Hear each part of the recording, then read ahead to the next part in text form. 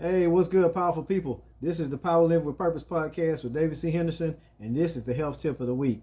Stop skipping students, part 2. All right, the huge financial and athletic risks of skipping students. All right, so on the last tip, I gave a summary of, as a skipped student myself, class of 99, who's supposed to be class of 2000. I gave a summary of why the practice of children being allowed to skip grades is an absolutely horrible idea. Be like, man, that's one of the worst ideas they could ever came up with. It sounds good, you think it's good, it's absolutely 100% horrible.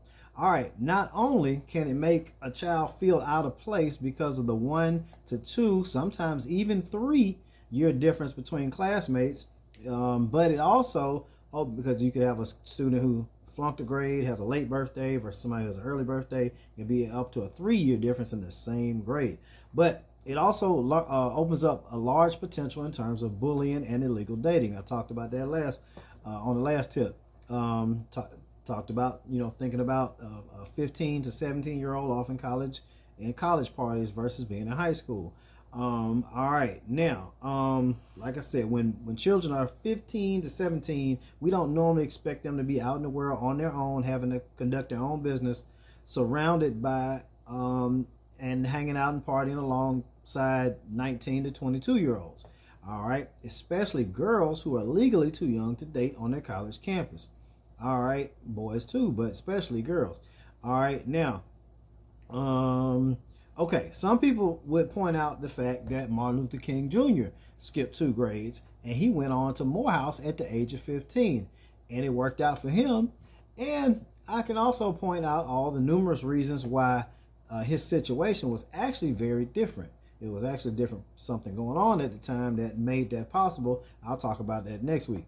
Right now, let's look at the ways skipping a child can be an enormous financial loss for parents and students, and you can lose out on hundreds of thousands of dollars in scholarships, as well as athletically, you can lose out on hundreds of thousands of dollars of athletic scholarships. All right, so like I said, first of all, the prefrontal cortex is not developed fully until the age of 25. So every year before that is still developing in terms of making smart decisions, not just doing academic work, but making smart life decisions. All right, typically a 18, 19-year-old is going to make better decisions than a 13, 14-year-old. Same thing, as you get older, 20-year-olds probably going to make better decisions than a 16-year-old. Just every year makes a difference. So now let's look at the academic consequences or the academic setback that can possibly happen.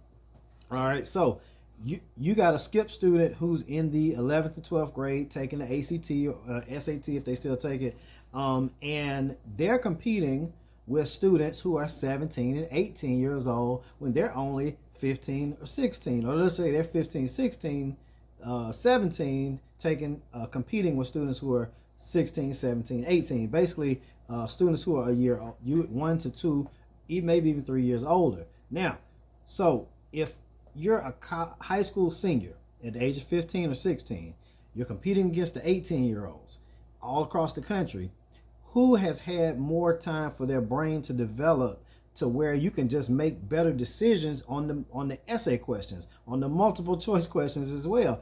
Your brain has had those extra years of development to where you would expect an 18-year-old to score higher than a 15 or 16-year-old on the test, all things being equal. So the competition, you're throwing a 15 to 16 or a young 17-year-old into the field and asking them to compete with 18-year-olds from all over the country worth these scholarships that is only a limited amount, and only a certain amount of people are going to get.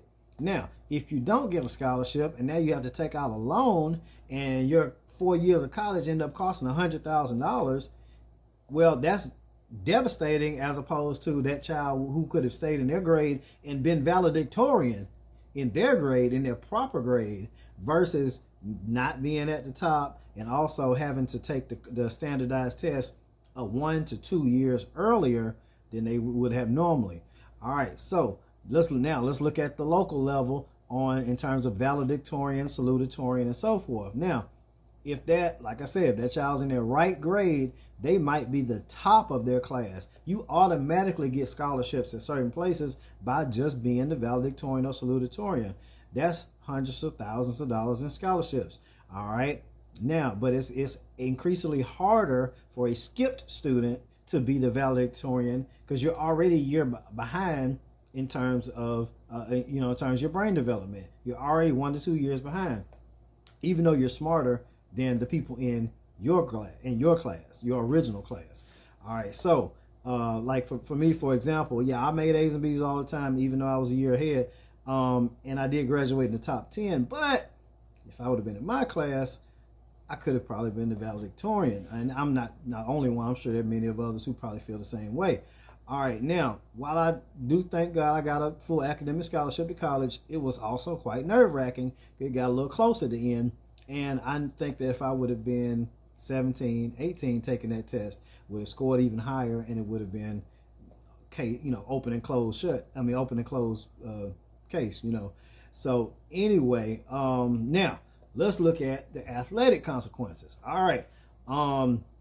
Now that case did not apply to me. I was not the difference between say 5'10" and 6'1", or the difference between say 5'8" and 5'10", which is big differences athletically.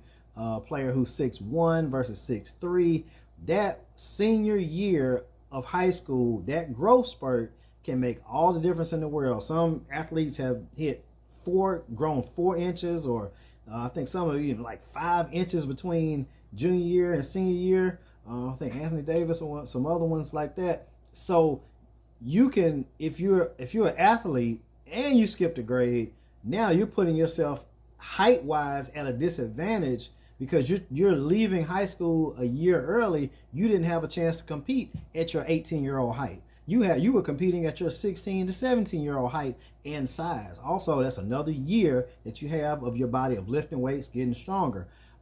Me personally, I played basketball, ran track, and was in the band. So I wasn't a football player where it makes as big, even more of a difference. Basketball, in terms of height, I wasn't tall anyway, so it didn't make a difference between that. But for students who are a good student and also a good athlete, and you skip them in kindergarten, first grade, second grade, third grade, you had no idea that when they get to be to high school that they're going to be a standout athlete, but they're a grade ahead. So now they got to graduate a year early. So they lose that height and that size in their last year's growth spurt, or that extra year of lifting weights, getting stronger and faster.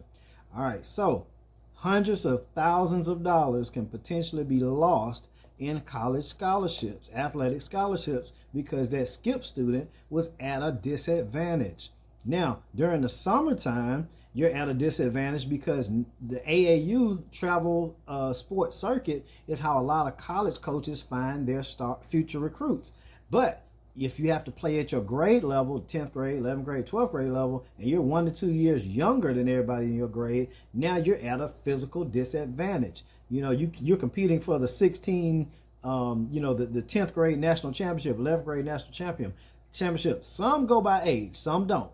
All right, some go by grade. It just depends. And some of them are not very flexible, unfortunately. Some of them are. It depends on your situation. So you might be on the court or on the field competing for a national AAU national championship or state championship, regional championship against players that are 1, 2, maybe even 3 years younger, 3 years older than you, and that puts you at a disadvantage. And definitely when in contact sports like basketball, like football first and followed by basketball, you can be at a physical danger. You can be in physical danger.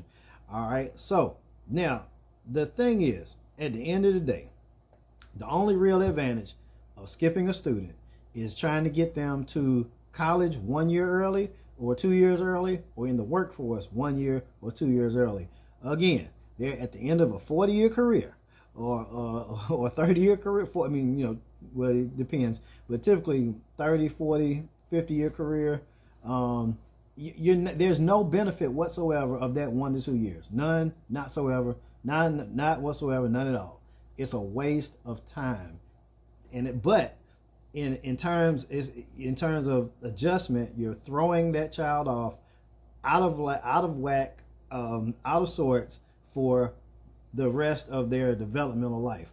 All right, and then as they get older in life, you may not. There may be things in the way that they think, the way that they act, the way they interact, that go back to them being a skip student and feeling out of place their whole time. I can tell you for sure.